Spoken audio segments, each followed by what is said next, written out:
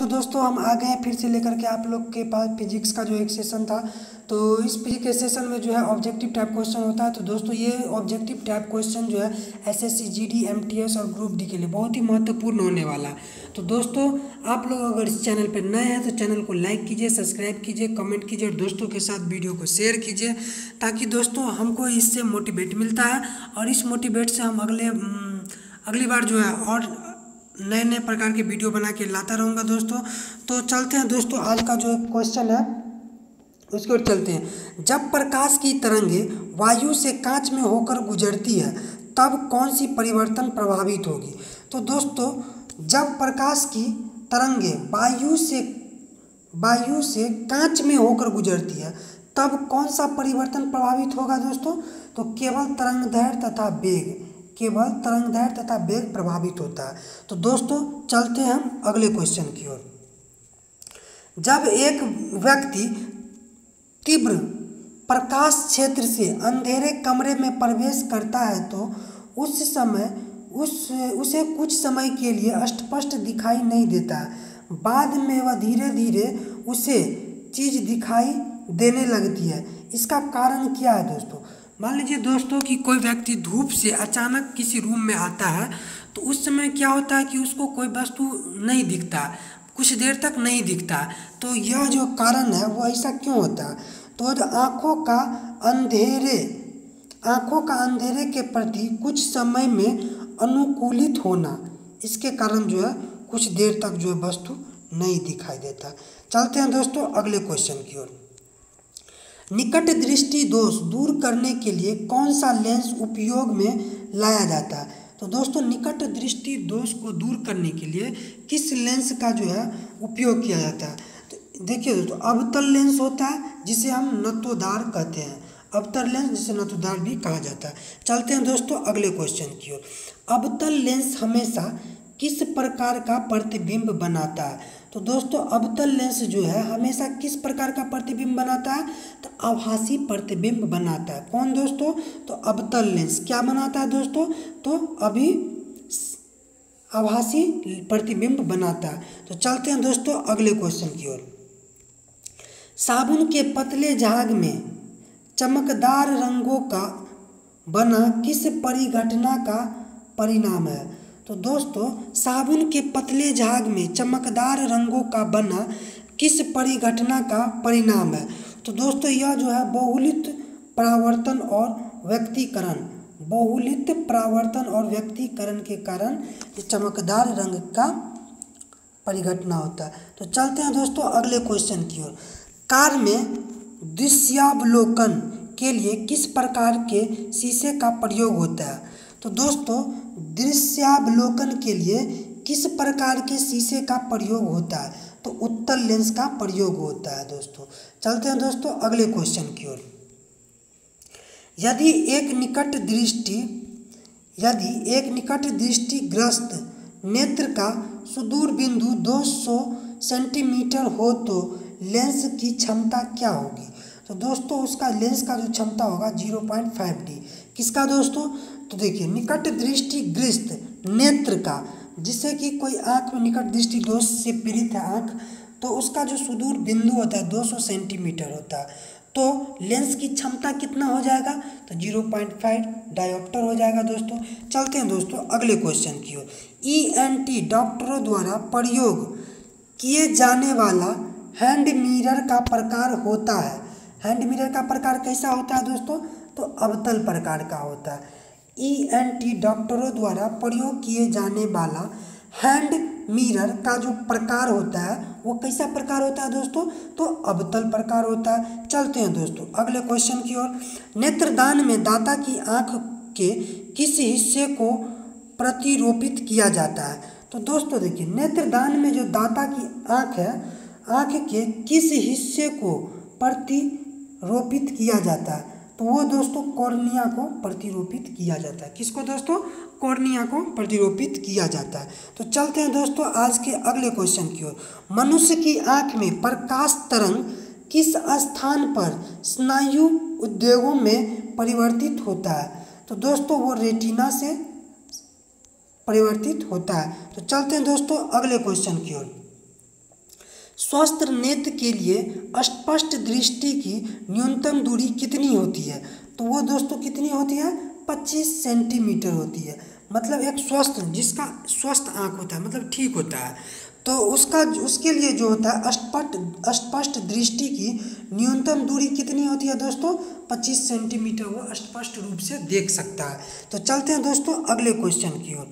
यदि कोई व्यक्ति दूर की वस्तु को स्पष्ट नहीं देख सकता है, यदि कोई व्यक्ति दूर की वस्तु को साफ साफ नहीं देख सकता है, तो उसकी दृष्टि में कौन सा दोष होगा?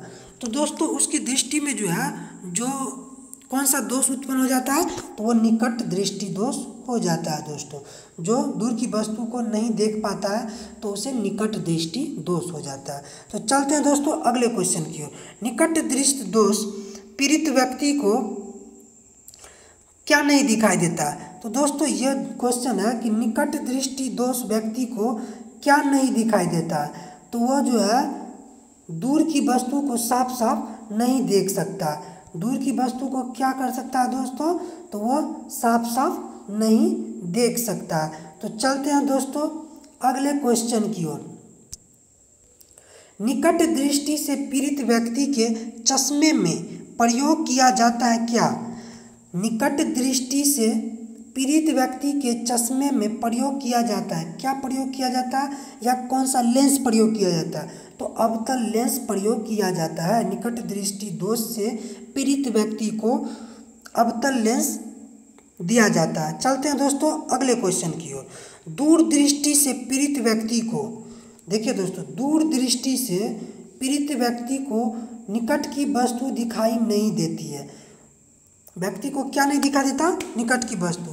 तो देखिए दोस्तों इसमें थोड़ा कन्फ्यूजन हो जाता है स्टूडेंट को कि दूर की दृष्टि, जिस व्यक्ति को दूर दृष्टि दोष होता है उसे नज़दीक का वस्तु नहीं दिखाई देता है, मगर जिस व्यक्ति को निकट दृष्टि दोष हो जाता है उसे क्या होता है? दूर की वस्तु नहीं दिखता है। तो चलते हैं दोस्तों अगले क्वेश्चन की ओर।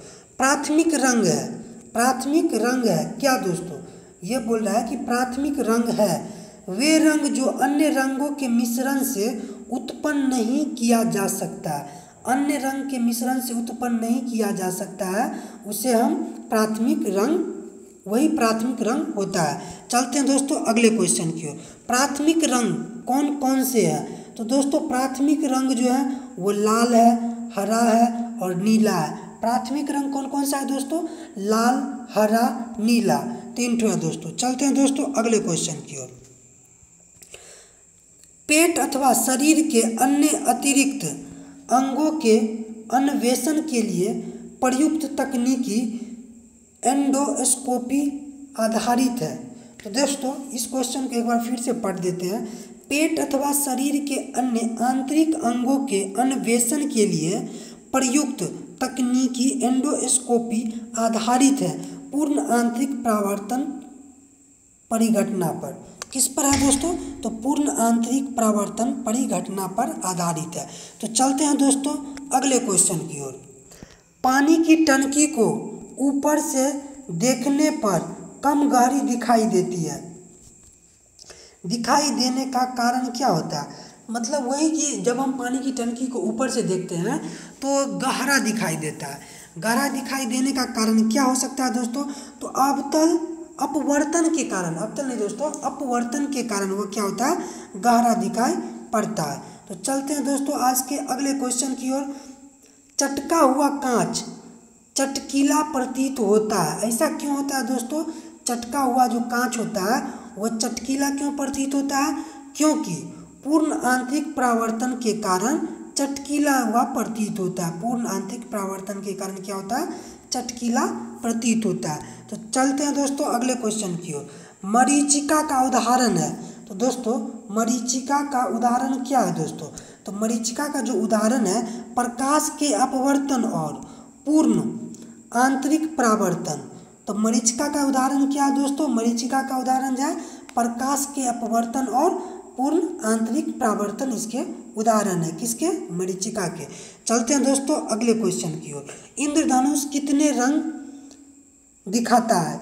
इंद्रधनुष जो है दोस्तों वो कितने रंग को दिखाता है? तो वो 7 रंग को दिखाता है। चलते हैं दोस्तों अगले क्वेश्चन की ओर। हीरा चमकदार दिखाई देता है, ऐसा क्यों दोस्तों? हीरा जो है चमकदार दिखाई देता है, तो यह सामूहिक आंतरिक परावर्तन के कारण हीरा चमकदार दिखाई पड़ता है। किसके कारण दोस्तों हीरा चमकदार दिखाई पड़ता है? सामूहिक आंतरिक परावर्तन के कारण हीरा चमकदार दिखाई पड़ता है। चलते हैं दोस्तों अगले क्वेश्चन की ओर। प्रकाश की किरण को पूर्ण आंतरिक परावर्तन के लिए किससे गुजारना होता है? तो दोस्तों ये रहा कांच से जल में गुजरना होता है। प्रकाश की किरण को पूर्ण आंतरिक परावर्तन के लिए किससे गुजारना होता है? तो कांच एवं जल से उसे गुजारना होता है। चलते हैं दोस्तों अगले क्वेश्चन की ओर। बाह्य आंतरिक में किसी अंतरिक्ष यात्री को आकाश दिखाई देगा कैसा? तो वो आकाश कैसा दिखाई देगा? उसे काला दिखाई देगा दोस्तों। बाह्य अंतरिक्ष में किसी अंतरिक्ष यात्री को आकाश कैसा दिखता है दोस्तों? तो आकाश जो वो काला दिखता है। तो चलते हैं दोस्तों अगले क्वेश्चन की ओर। अबिंदुकता का दोष दूर करने के लिए किस लेंस का प्रयोग करना चाहिए? अबिंदुकता का दोष दूर करने के लिए किस लेंस का प्रयोग करना चाहिए दोस्तों? तो सिलेंडरी लेंस का प्रयोग करके हम अबिंदुकता को दूर कर सकते हैं। तो चलते हैं दोस्तों अगले क्वेश्चन की ओर। लैम्पर्ट नियम किससे संबंधित है दोस्तों? लैम्पर्ट जो नियम है वो प्रतिदीप्ति से संबंधित है। तो दोस्तों प्रतिदीप्ति संबंधित है लैम्पर्ट नियम से दोस्तों लैम्पर्ट नियम है लैम्पर्ट नियम। चलते हैं दोस्तों अगले क्वेश्चन की ओर। आवर्धक लेंस वास्तव में क्या होता है? आवर्धक लेंस जो होता है दोस्तों वो वास्तव में क्या होता है? वास्तव में उत्तल लेंस होता है। आवर्धक लेंस जो होता है वास्तव में क्या होता है? उत्तल लेंस होता है। तो चलते हैं दोस्तों अगले क्वेश्चन की ओर। आइंस्टीन के E=mc² समीकरण में c द्योतक है प्रकाश वेग का। c जो है द्योतक किसका है? प्रकाश के वेग का। आइंस्टीन के E=mc² समीकरण, तो आइंस्टीन ने कौन सा समीकरण दिया था दोस्तों? E=mc² समीकरण, जिसमें c शोधक होता है प्रकाश वेग का शोधक है, द्योतक है। तो चलते हैं दोस्तों अगले क्वेश्चन की ओर। सोडियम वाष्प लैंप प्रायः सड़क प्रकाश के लिए प्रयुक्त होता है क्योंकि ये चमकदार रोशनी देता है दोस्तों, इसीलिए करके सोडियम वाष्प लैंप प्रायः सड़क प्रकाश के लिए प्रयुक्त होता है। मतलब सड़क पे प्रकाश के लिए प्रयुक्त हम सोडियम लैंप का प्रयोग करते हैं। क्यों दोस्तों? क्योंकि ये चमकदार रोशनी उत्पन्न देता है। चलते हैं दोस्तों अगले क्वेश्चन की ओर। प्रिज्म में प्रकाश के विभिन्न रंग का विभाजन कहलाता है क्या दोस्तों? प्रिज्म में जो है प्रकाश के विभिन्न रंग का विभाजन कहलाता है प्रकाश का वर्ण विक्षेपण कहलाता है दोस्तों बहुत ही इंपॉर्टेंट क्वेश्चन है, तो आप लोग इस पर थोड़ा ध्यान दीजिएगा और पूरे क्वेश्चन को रट जाइए ताकि एग्जाम में आपसे छूटे ना दोस्तों। तो चलते हैं दोस्तों अगले क्वेश्चन की ओर।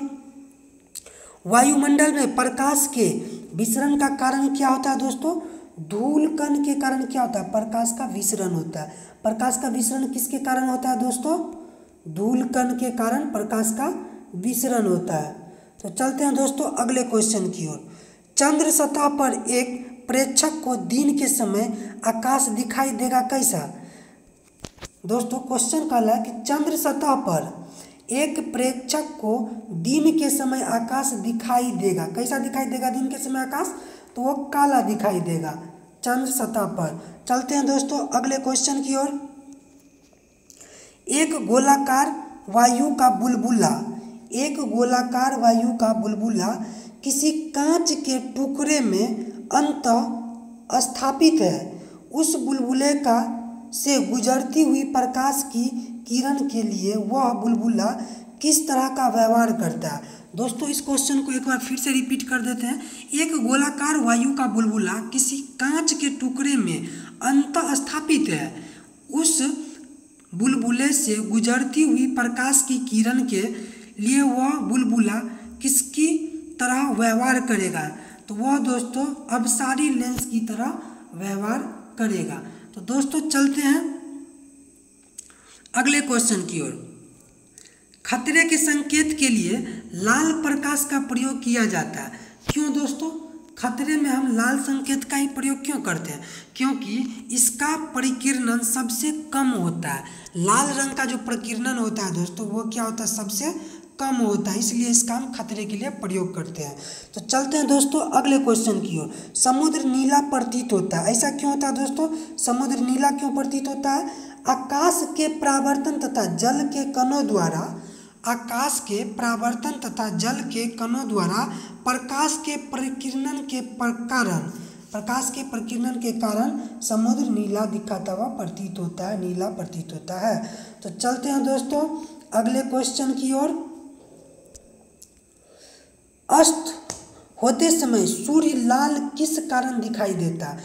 जब अस्त होता है सूर्य तो उस समय वह लाल क्यों दिखाई देता है? तो परिकिरणन के कारण अस्त होते समय सूर्य लाल दिखाई देता है। चलते हैं दोस्तों अगले क्वेश्चन की ओर। इंद्रधनुष में किस रंग का विक्षेपण अधिक होता है? इंद्रधनुष में है जो दोस्तों किस रंग का विक्षेपण सबसे अधिक होता है? तो बैगनी का। इंद्रधनुष में बैगनी का विक्षेपण सबसे अधिक होता है। तो दोस्तों आप लोग इस वीडियो को जो है लाइक कीजिए, सब्सक्राइब कीजिए, कमेंट कीजिए। मिलते हैं दोस्तों अगले वीडियो में। आज के लिए इतना ही, धन्यवाद दोस्तों।